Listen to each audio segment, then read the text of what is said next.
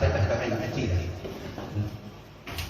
Hôm nay trong cái buổi tất niên này Tuấn rất là vinh dự được lần đầu tiên có mặt ở câu lạc bộ. Chúc cho câu lạc bộ ngày càng đông vui hơn. Chúc mọi người một sức khỏe. Chúc mọi người đón xuân bính ngọ tràn ngập niềm vui, hân hoan và hạnh phúc. Xin cảm ơn ạ.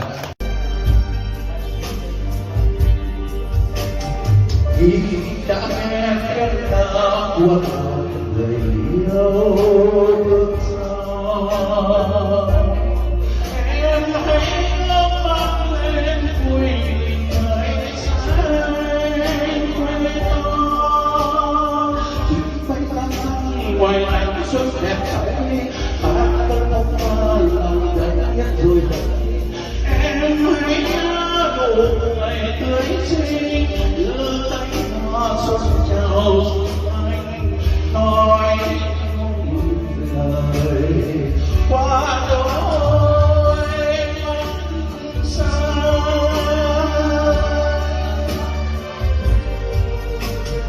Ta không tiếng ca vang rồi từ khi bước xa,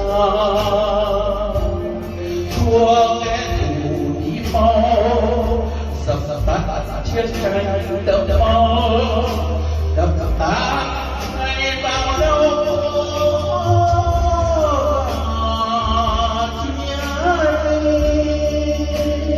giữ lấy đất bền vững em ơi, đừng tay tranh đòi sống yêu đời là một bài tình ca của đôi lứa ta.